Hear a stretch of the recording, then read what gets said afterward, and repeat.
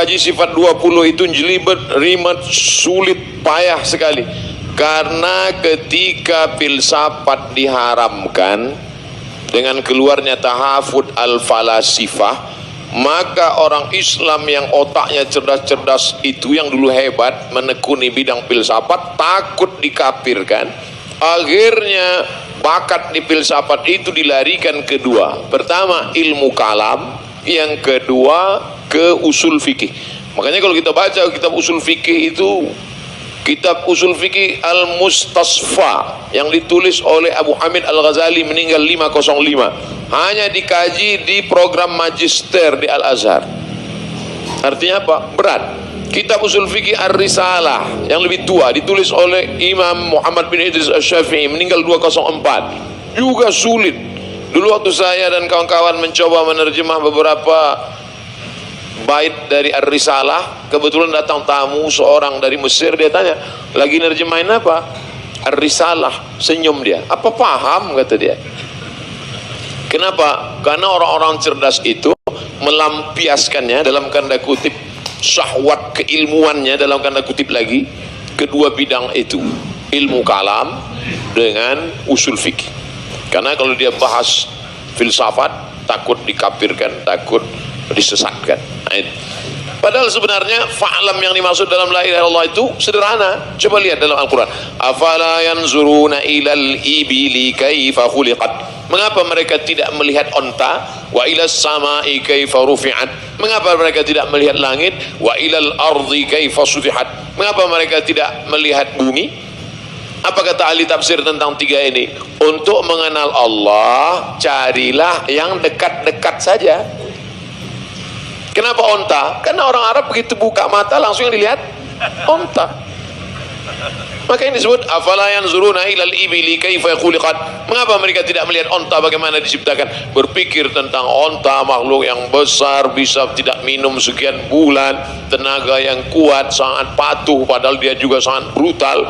Berpikir tentang langit, siapa yang menciptakan, berpikir tentang bumi, nanti puncaknya dia akan berkata, Rabbana ma khalaqta hadza batila. Lagi-lagi la yukallifullahu nafsan illa usaha. Oleh sebab itu, sarjana dari Fakultas Usuluddin jurusan akidah filsafat perlu menulis kitab akidah yang simpel, sederhana, sesuai dengan keperluan zaman. Tapi dia tetap menguasai yang berat-berat, Al-Husunul Hamidiyah yang berat sekali, Dasuki ala Umil Barahin yang dikaji di pondok-pondok, tapi nanti disederhanakannya, simpelisasi, tabsid. Kalau buku-buku sejarah sekarang, alhamdulillah anak-anak kita bisa baca sejarah dengan bergambar, bahkan dibuatkan animasinya. Kalau diceramahkan anak-anak mungkin tidak nggak nangkap, tapi dibuatkan animasi menjadi mudah.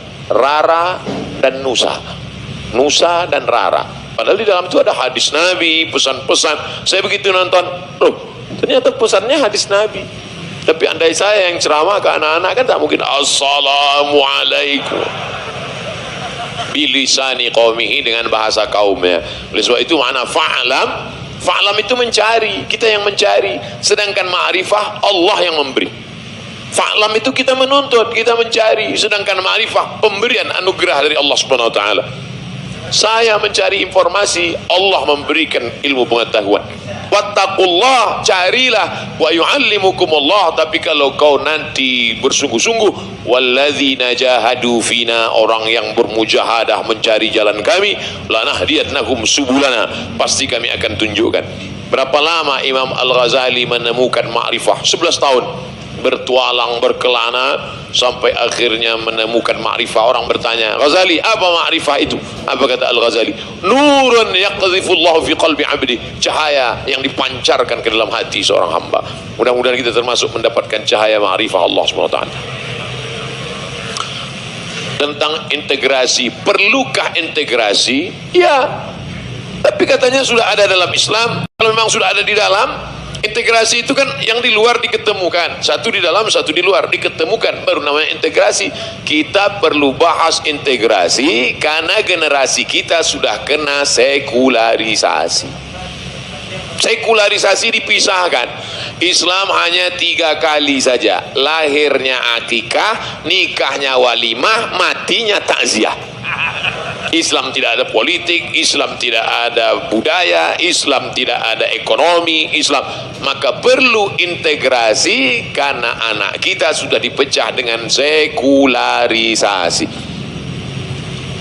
Tapi nanti kalau dia sudah menjadi snowball, bola salju yang digulirkan terus di mana-mana, di mana-mana integrasi, di mana-mana integrasi, akhirnya orang tidak lagi bicara karena sudah berada dalam satu hembusan. Itu yang kalimat yang saya catat dari Pak Rektor, satu hembusan nafasnya dia sudah bicara kedokteran, dia sudah bicara sains, dia sudah bicara ilmu pengetahuan di dalam majelis yang sama, di dalam tempat yang sama, di dalam mulut yang sama, karena dia sesuatu yang tak terpisahkan antara ilmu pengetahuan dan Islam. Ilmunya antara 3 dengan 4 masih terkait ilmu dari barat. Jangan belajar ke barat, nanti belajar ke barat gurunya orang barat mati masuk neraka. Nanti Bapak Ibu pergi umroh ada namanya Masjid 7. Sebetulnya masjidnya itu 6, tapi karena digabungkan Masjid Kiblatain maka jadi Masjid 7. Masjid 7 itu adalah 7 pos tempat penggalian parit waktu perang parit. Bahasa Arabnya parit itu khandaq. Apakah turun Jibril ngasih tahu, "Hai Muhammad, galilah parit itu kafir musyrik mau datang nyerang"? Tidak ada. Penggalian parit itu adalah strategi dari Salman. Dan Salman itu Al-Farisi, orang Persia. Orang Persia non muslim nyembah api. Salman datang ke Nabi, "Ya Rasulullah, ya, apakah datang ada Jibril membawa ayat strategi perang untuk ini?" Kata Nabi, "Enggak ada. Di kampung kami kalau perang itu ya Rasulullah, kami gali parit besar. Makkah di sana, Madinah di sini. Supaya orang Makkah tidak bisa nyerang, kita gali parit yang kira-kira kuda tidak bisa ngelompat." Apakah Nabi berkata kepada Salman, "Jangan Salman, ini strategi kafir, masuk neraka nanti kita"? Terjadikah penggalian parit itu? Terjadi. Artinya apapun namanya, yang namanya ilmu pengetahuan selama tidak terkait dengan akidah itu punya kita. Makanya ada ungkapan, bukan hadis Nabi, "Al-hikmatu dhallatul mu'min." Kebenaran itu milik orang beriman. Aina wajadaha fa huwa ahqqu biha. Dimanapun dia dapatkan, dia yang paling berhak karena itu punya dia. Cincin saya hilang. Nauzubillah, mudah-mudahan enggak hilang. Tiba-tiba besok saya lihat ada tetangga saya non muslim memakainya. Apakah karena dia yang memakai lalu saya diam? Saya akan katakan, ini punya aku, brother. Kalau syukur-syukur dia mau membalikkan, alhamdulillah. Kalau tidak ya saya bayar. Mari ku bayar ongkos uang nemu. Karena itu punya kita. Maka kebenaran adalah milik orang beriman. Aina wajadaha, di mana dia menemukannya? Fa huwa ahqqu biha, maka dia berhak untuk mendapatkannya kembali. Oleh sebab itu sebelum ulama datang ke Nusantara, kita sudah berakhlakul karimah yang tidak diajarkan, tentang mengembalikan uang pakai tangan kanan, tentang nunjuk. Di mana masjid, Pak? Kalau kita nanya di Jogja, di mana masjid?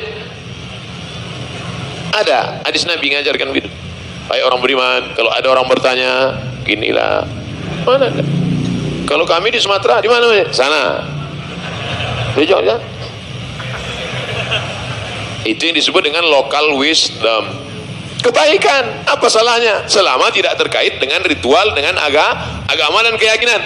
Wala ana abidu ma'abattum wala antum abiduna ma'abud lakum dinukum waliyadin. Makanya dengar penjelasan lengkap.